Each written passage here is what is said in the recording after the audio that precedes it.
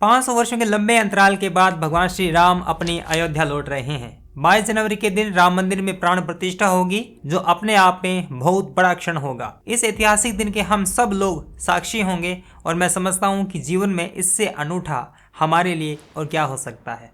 रामायण में वर्णन है कि भगवान श्री राम को तब 14 वर्षों का वनवास मिला था, लेकिन यह जो कलयुग है इसमें इनको बहुत लंबा वनवास मिला, यूं कहें कि बहुत लंबा चला।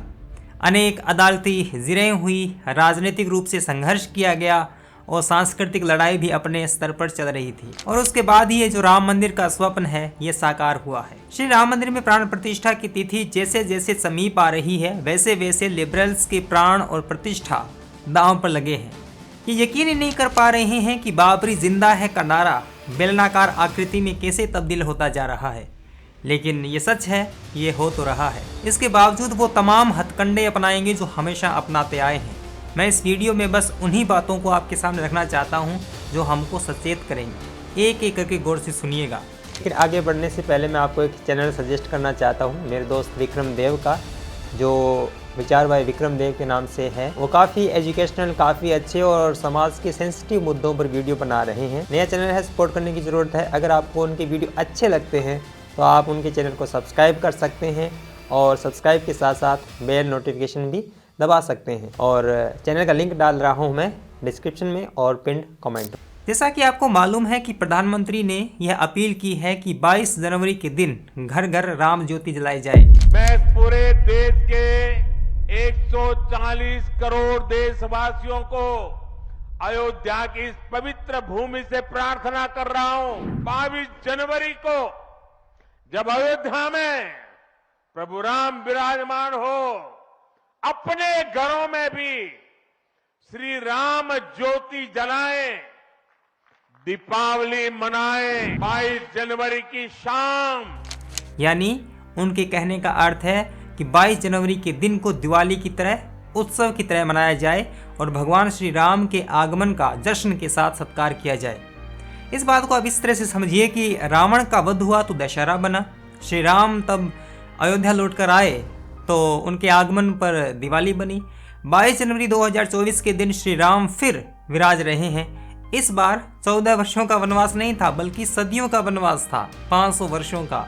भारत भूमि पर दिवाली बने, यही मनोरथ है, क्योंकि ऐसे ही तो संस्कृतियों में त्योहार जन्मते हैं।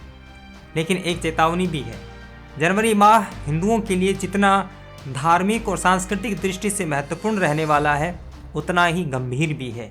इस माह हिंदुओं को बहुत संभल कर और अनुशासन में रहना होगा, क्योंकि देश में घटने वाली हर अच्छी बुरी घटना के आश्रय राम मंदिर पर कटाक्ष किया जाएगा।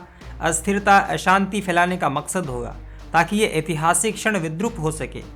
इस पन्ने के साथ कुछ दुखद अध्याय नहीं किए जा सके। उन ताकतों पर आप विश्वास नहीं कर सकते हैं और न ही उनको कम आंक सकते हैं। सचेत और सतर्क रहें, क्योंकि आप हर दिन ऐसा देख रहे हैं। आरफा खानम शेरवानी लिखती हैं कि 140 करोड़ बाकी लोगों की तरह मैं भी खामोशी से तमाशा देख रही हूँ। न कुछ कहने को बचा है, न कुछ सुनने को। तारीख ने बहुत सी नाइंसाफियाँ देखी है, सही भी हैं, ये दौर भी गुजर जाएगा। सब्र और बस सब्र, इस रात की सुबह भी आएगी, उम्मीद पर दुनिया कायम है। ये आरफा खानम शेरवानी ट्वीट करती है। यहाँ मैं कहना चाहता हूँ कि बरसों तमाशा किसने किया।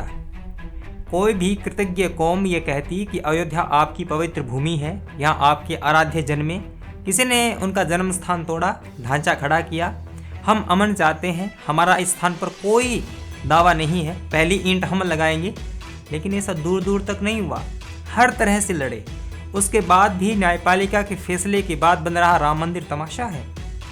सुबह होगी, हो रही है, बरसों की रात बीत रही है, 125 करोड़ जनता प्रसन्न है, लेकिन आपके लिए यह एक और जख्म है, धीरे धीरे ही भरेगा। लेकिन अयोध्या में मस्जिद भी बनेगी, उस पर जरा भी रुदन नहीं है। देश भर में भूखमरी है, बेरोजगारी है, सांप्रदायिकता जन जन के चित्त में स्थायी हो गई है, लोकतंत्र के स्तंभ ढह रहे हैं, मीडिया बिक चुकी है, शिक्षा के हालात खराब हैं। ऐसे में अयोध्या में सबसे बड़ी मस्जिद क्यों बनाई जा रही है? और कार्ल मार्क्स ने भी ठीक ही कहा है, धर्म अफीम है, फिर मस्जिद किस लिए? यह तर्क राम मंदिर के लिए तो आपने वर्षों तक दिए हैं। बार बार आपने कहा है कि देश के अंदर और भी बहुत बड़े बड़े मुद्दे हैं, आप राम मंदिर के पीछे क्यों पड़े हो? अब जब अयोध्या के अंदर सबसे बड़ी मस्जिद बनने जा रही है तो यह तर्क आपके कहाँ चले गए हैं? क्या भारत के मुसलमान आगे आकर ये कहेंगे कि हमें सबसे बड़ी मस्जिद नहीं चाहिए, हमारे लिए देश भर में मस्जिदें हैं, हम वहाँ पर अपना सर नवा सकते हैं, इस मस्जिद के लिए जो ज़मीन दी गई है वह बच्चों के लिए अस्पताल, स्कूल या कोई संस्थान बना दिया जाए, क्या यह मांग रखेंगे वो? देखिए दोस्तों, इनके अभी भी राम मंदिर को लेकर कुतर्क समाप्त नहीं हुए हैं। लिबरल्स और इस्लामी वामी बेहद कायदे से कुतर्क करते हैं। कुतर्कों में मोटे तौर पर गहराई जान पड़ती है। जैसे वो क्या कहते हैं कि मंदिर बन जाएगा लेकिन इलाज के लिए कहाँ जाओगे, मंदिर में ऑपरेशन हो जाएगा क्या? अब वो मंदिर को अस्पताल के समकक्ष रख रहे हैं। किंतु मजे की बात है कि यही दलील तब क्यों नहीं दी जाती जब सड़क या स्कूल बनता है। कह दो कि सड़क और स्कूल बन रहा है, ऑपरेशन करवाने क्या स्कूल में जाओगे, सड़क पर ऑपरेशन करवाओगे क्या? यह क्यों नहीं देते? फिर वो कहेंगे कि नहीं स्कूल में तो पढ़ना होता है, स्कूल तो पढ़ाई के लिए है, सड़क तो परिवहन के लिए होती है, यहाँ पर ऑपरेशन थोड़ी होता है। इस पर हमें कहना चाहिए कि ठीक ऐसे ही अस्पताल ऑपरेशन के लिए होते हैं, मंदिर पूजा अर्चना के लिए, माथा नवाने के लिए। जैसे स्कूल में ऑपरेशन नहीं हो सकता वैसे ही मंदिर में भी ऑपरेशन नहीं हो सकता। मंदिर का प्रयोजन अलग है, अस्पताल का प्रयोजन अलग है, स्कूल का प्रयोजन अलग है, सड़क का प्रयोजन कुछ अलग है। वह अपनी अपनी ज़रूरतों के हिसाब से अपने अपने स्तर पर बनेंगे और बनते रहेंगे। तो ये जो भावनात्मक रूप से घालमेल किया जाता है इन लोगों के द्वारा, इस बात को समझना बहुत ज़रूरी है। सन 1528 में मीर बाकी ने अयोध्या में बाबरी ढांचा बनवाया था।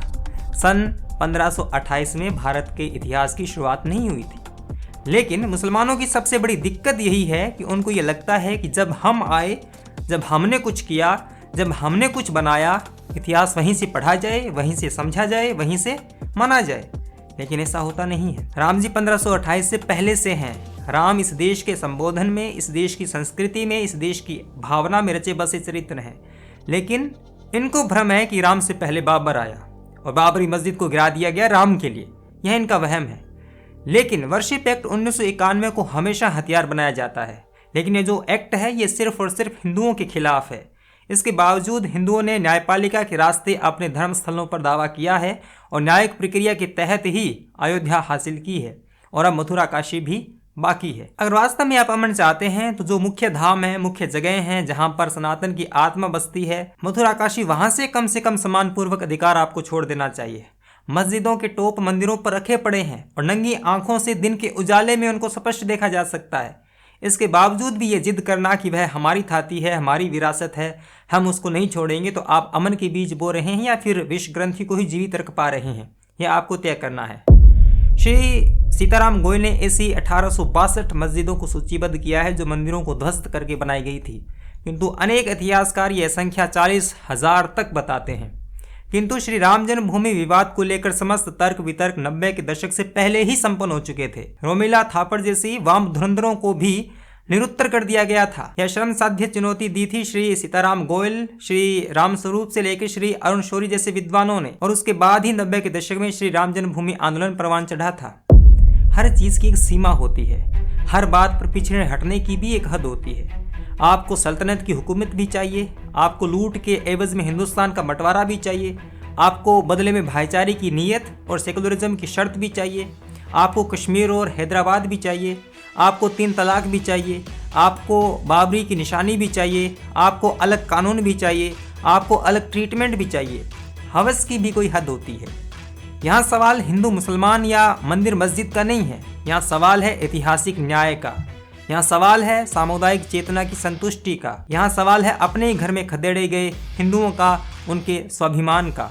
इसलिए इन दिनों में जो भी व्यक्ति ये कहता है कि राम मंदिर की ज़मीन पर अस्पताल बनना चाहिए, तो उनको कह दीजिए कि अपने घर के पट्टे की ज़मीन अस्पताल को दे दीजिए, वहाँ पर आप आराम से अस्पताल बनाइए। लेकिन ये सारी मेहरबानी राम जन्मभूमि पर ही क्यों करनी है? श्री राम जन्मभूमि विवाद पर मैंने एक अलग डिटेल्ड वीडियो बनाया है, डिस्क्रिप्शन में लिंक डाल दूंगा, वहाँ पर जाकर आप देख सकते हैं। और यह वीडियो आपको कैसा लगा ज़रूर बताइए और इस वीडियो को आप शेयर कर सकते हैं। मिलेंगे अगली वीडियो में, तब तक के लिए धन्यवाद। सब्सक्राइब कीजिए कुमार शाम यूट्यूब चैनल को और बेल आइकन भी दबाना न भूलें।